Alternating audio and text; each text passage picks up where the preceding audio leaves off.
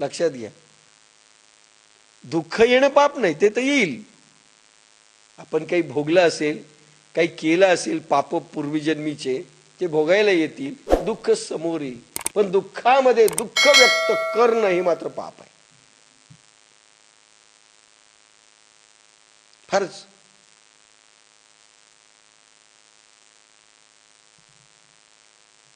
एक सुफी संत होते,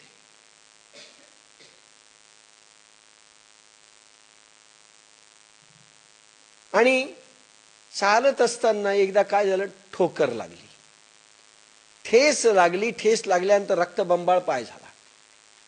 पाय झाल्यानंतर वर आकाशाकडे पाहून हसायला लागले, आनंद व्यक्त करायला लागले. बाकीच्या शिष्यांना वाटलं काय झालं काय यांना. ते म्हणजे अहो तुम्ही आनंद व्यक्त करतायत, ठेस लागली, खरं म्हणजे शिवी दिली पाहिजे त्या दगडाला, याला त्याला, आपण जसं करतो तसं. एखाद्याने धक्का दिला, आपण पडलो तर आधी त्याला शिव्या देतो आपण. भगवान समोर असलं तर त्यालाही देतो. तुला समजत नव्हतं का? पण हा हसतोय. आणि ते म्हणे तुम्ही आनंद व्यक्त करायलेत? हो म्हणले, आनंदाचा क्षण आहे. म्हणजे कशाचा आनंदाचा क्षण आहे? रक्तबंबाळ पाय झाला, थोडेफार शिव्या आम्हाला वाटलं तुम्ही देताल. ते म्हणे नाही, त्याचं कारण असं, अरे पहिल्या जन्मात मी कोणाला तरी ठोकरा मारल्या असतील, आज मला ठोकर मारलं, मला भगवंतानी ठोकर मारायला लावली, इथे फिटून गेलं, तेवढं तर पाप माझं फिटलं. लक्षात घ्या, दुःखातही सुख मानणं. पाप केले असतील, फिटलं ना म्हणून मी आनंद व्यक्त करतोय. अरे फेडून घेतलं भगवंता. लक्षात घ्या, म्हणजे कसं चालायचं असतं व्यवहारामध्ये. आणि म्हणून म्हटलंय की तिथे काय झालं, मनात गडबड उडाली, मन अशांत झालं अर्जुनाचं, करुणा उपजली, अटॅचमेंट. करुणा या ठिकाणी करुणा म्हणजे ती करुणा नाही साधूंची, मोहलहरींची करुणा, अटॅचमेंट, माझं माझं माझं. त्या अपमानामुळे त्यांच्या अंगातील वीरवृत्ती निघून गेली, गर्भ गळीत झाला, गांडीव देखील धनुष्य उचलायची ताकद राहिली नाही.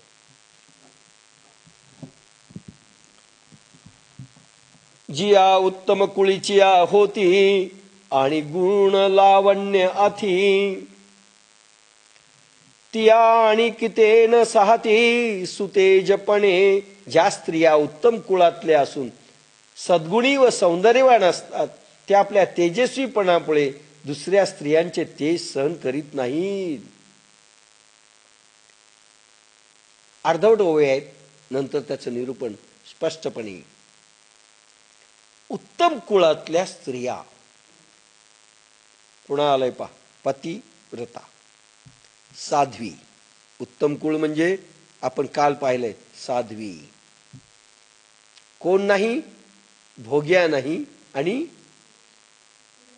कुलटा नाही, साध्वी. ज्या उत्तम कुळातील स्त्रिया आहेत त्यांच्यामध्ये गुणवत्ता आणि सौंदर्य दोन्ही असतं. काही बाया सुंदर आहेत पण गुणवत्ता काही नाही. अतिशय सुंदर बायांशी बोलायला जर गेलं, फटकन त्या काहीतरी बोलतील. अरे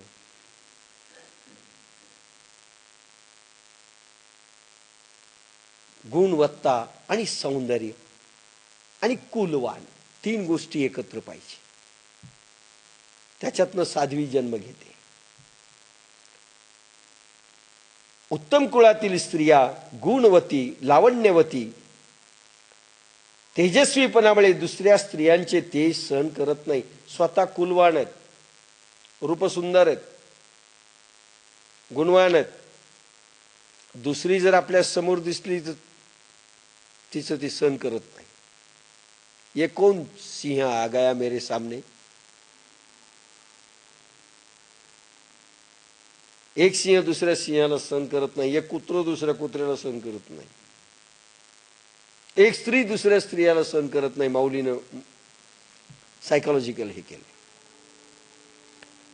नविये आवडीचे निभरे, कामूक निज वनिता विसरे, मग पाडे विना अनुसरे भ्रमला जैसा. नवीन स्त्रियेच्या आवडीच्या भरामुळे कामांध पुरुष आपल्या विवाहित स्त्रीला विसरतो. कामांधाचा एक विषय माऊलींनी मांडलाय. आपली स्त्री आवडत नाही. पहा माऊलींची किती बारीक दृष्टी आहे.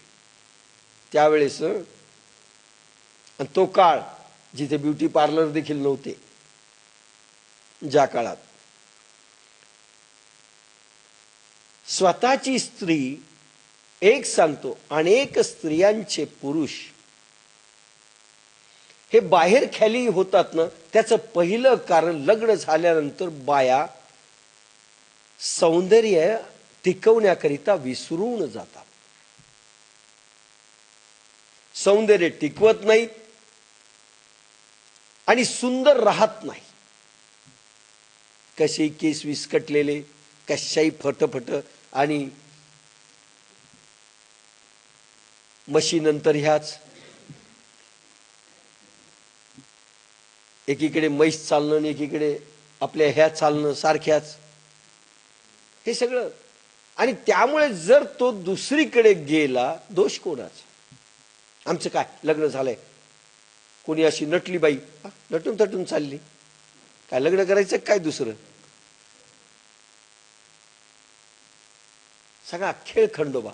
आता त्याच्यावर बोलत नाही, पण ओवी सांगते, नवी ये आवडीचे निभरे. आपली का आवडत नाही? आवडत नाही त्यावेळी दुसरी चांगली वाटते, आणि दुसरी चांगली वाटते तिकडे तो आकर्षिला जातो. नवीन स्त्रियांच्या आवडीच्या भरामुळे कामांध पुरुष आपल्या विवाहित स्त्रीला विसरतो. कामांध असतो, त्याला नवनवीन पाहिजे असतं. मग भ्रमिष्ठ बुद्धीसारख्या तिच्या योग्यतेचा विचार न करता तिच्या नादी लागतो. मग ती योग्य आहे की अयोग्य आहे, ती कशी आहे इकडे पाहत नाही आणि तिच्या मागे लागतो. दिसते सुंदर, संपलं. आणि ह्या कामांध आहे, बाकी सगळं विसरून जातो. की तपोबळे रुद्धी पातलिया भ्रंशे बुद्धी, मग तयान विरक्तता सिद्धी नाठवे ती. पहा, पुन्हा एक उदाहरण माऊलीने सायकोलॉजिकल दिलं. हे सामाजिक उदाहरणं, घरगुती उदाहरणं, आणि आता साधकांचं उदाहरण. की तपोबळे रुद्धी, किंवा तपाच्या बळाने रुद्धी प्राप्त झाल्या तर बुद्धी भ्रष्ट होते. रुद्धी आणि सिद्धी जर प्राप्त झाल्या पण योग्य विवेक निर्माण जर बुद्धीत झाला नाही तर बुद्धी भ्रष्ट होते. कोणावरही चालवतो माणूस.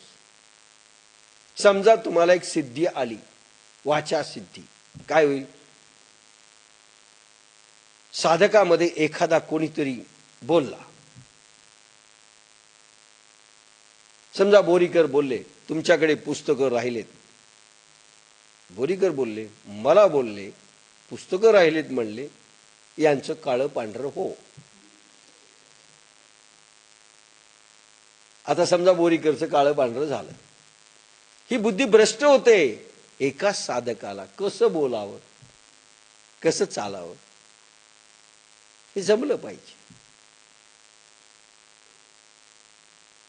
सासू सुनेला समजा सिद्धी प्राप्त झाली, सासू फारच खटखट खटखट करती,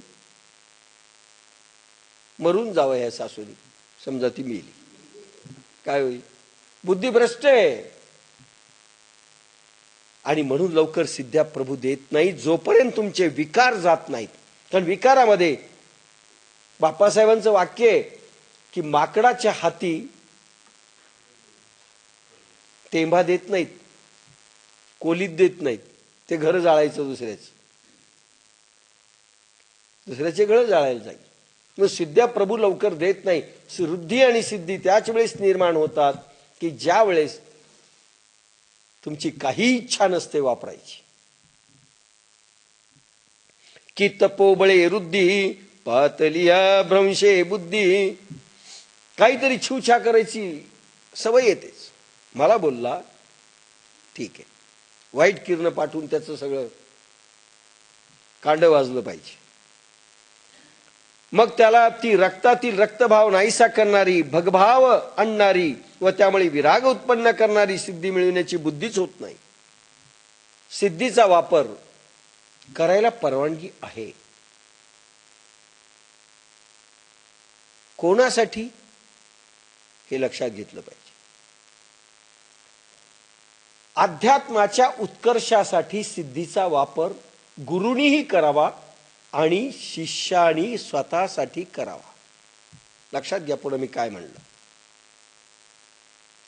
गुरुला परवानगी आहे स्वतःच्या सिद्धीचा वापर शिष्याला चढवण्यात करावा, शिष्याची आर्थिक पोझिशन स्ट्रॉंग करण्याकडे नाही. त्याच्यात त्यांनी वृद्धी सिद्धी वापरू नयेत. आणि स्वतःची आर्थिक पोझिशन स्ट्रॉंग करण्याकरता देखील वृद्धी सिद्धी वापरू नयेत. हे बंधन आहे अध्यात्मामध्ये. जे साधू थोडंसं कालन हे वापरतात ते अतिशय चूक आहे. कारण त्यांना कीर्ती हवी आहे, लोक टिकून ठेवायचे. अध्यात्माला विरोध आहे या गोष्टीला. बापासाहेब नेहमी म्हणायचे, एकदा म्हणाले, तुम्हाला जर पैशाची सिद्धी आली न दिली, आम्ही नाही मागितली बापासाहेबांना, पैशाची सिद्धी दिली तर असं खूप असं वैभव घेण्याकरता नाही, स्वतःपुरता करावा, इतरांसाठी नाही. आता या नातेवाईकासाठी करतो, याच्यासाठी करतो, त्याच्यासाठी करतो. जर तुम्ही करायला गेले तर सिद्धी संपेल, सिद्धी संपते. फार बारीक खुणा आहेत या सगळ्या. पण स्वतःच्या वृद्धी सिद्धींचा वापर फक्त स्वतःच्या उपजीविकेसाठी एक, आणि नंबर 2 अध्यात्माच्या उन्नतीसाठी, उत्कर्षासाठी. तुम्हाला सिद्ध्या निर्माण झाल्यात, मन लागत नाही, द्या मनाला आदेश. मन स्थिरावलं पाहिजे, वापरण्याकरिता चालतं. मला लॅट्रिन लागली पाहिजे, चालतं. परमार्थाच्या वाटचालीकरिता सिद्धींचा उपयोग अलाउड आहे, आणि स्वतः पुरता मर्यादित अलाउड आहे, इतरांसाठी नाही. बाबासाहेबांनी बंधनं घातली, नाही तर म्हणाले तुमच्या सिद्ध्या नष्ट होतील, नाही राहत त्या सिद्ध्या. आणि सध्या तर असा बाजार भरलाय की प्रत्येक साधू संत काही नसताना सिद्ध्या द्यायच्या मागे लागलाय, मंत्र द्यायच्या मागे लागलाय. चला मंत्र घ्या आणि तुमचं असं असं भलं करून घ्या. चूक प्रथा या देशात सुरू झाली, अतिशय चूक प्रथा. की तपोबळे वृद्धी पातलिया भ्रंशे बुद्धी, मग तया विरक्तता सिद्धी नाठवेती.